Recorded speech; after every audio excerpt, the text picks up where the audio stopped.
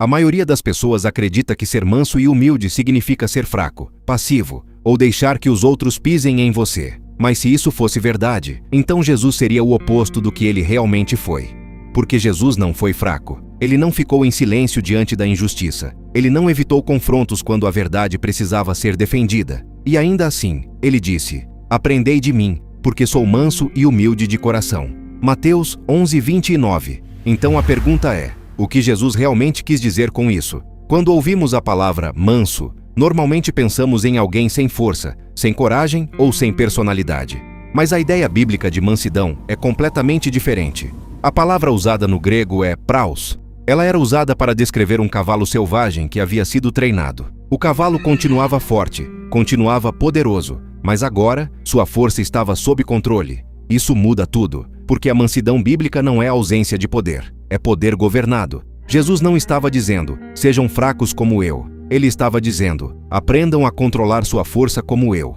E é aqui que muitas pessoas entendem Jesus de forma errada. Porque Jesus virou mesas no templo, Jesus confrontou líderes religiosos, Jesus chamou hipócritas ao arrependimento. Isso não é fraqueza, isso é autoridade direcionada pela verdade. A mansidão bíblica não apaga o caráter, ela impede que a força seja usada para destruir. E talvez aqui esteja uma pergunta importante: você se cala porque é manso ou porque tem medo?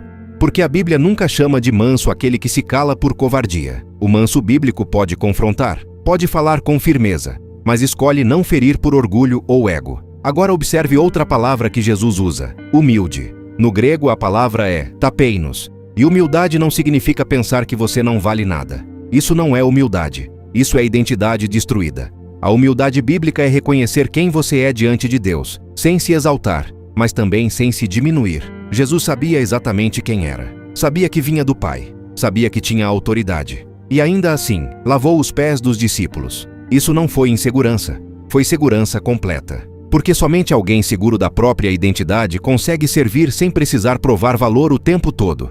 E perceba algo poderoso: Jesus une mansidão e humildade. Porque a mansidão controla a força e a humildade controla o ego. Quando essas duas coisas se unem, nasce uma força que não destrói, mas edifica.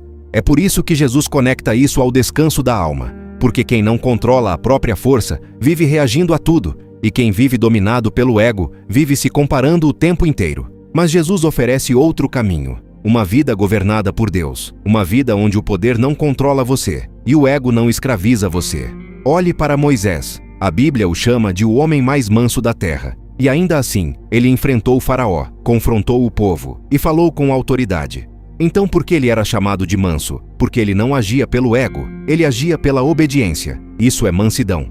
Muitos querem os resultados do caráter de Jesus, sem passar pelo processo de formação do caráter de Jesus. Querem paz sem domínio próprio, humildade sem identidade, mansidão sem força. Mas a Bíblia nunca separa essas coisas. Ser manso, segundo as Escrituras, é ter força sem usá-la para esmagar, ter voz sem usá-la para humilhar, ter autoridade sem usá-la para dominar. E ser humilde é conhecer o seu valor sem inflar o próprio ego. Da próxima vez que você ler: "Bem-aventurados os mansos", não pense nos fracos, pense nos fortes, que decidiram obedecer. E se este vídeo te ajudou a entender a Bíblia com mais clareza, se inscreva no canal para continuar explorando as Escrituras com profundidade real, sem distorções e sem superficialidade. Porque a Bíblia não foi escrita para domesticar o seu caráter, ela foi escrita para governá-lo.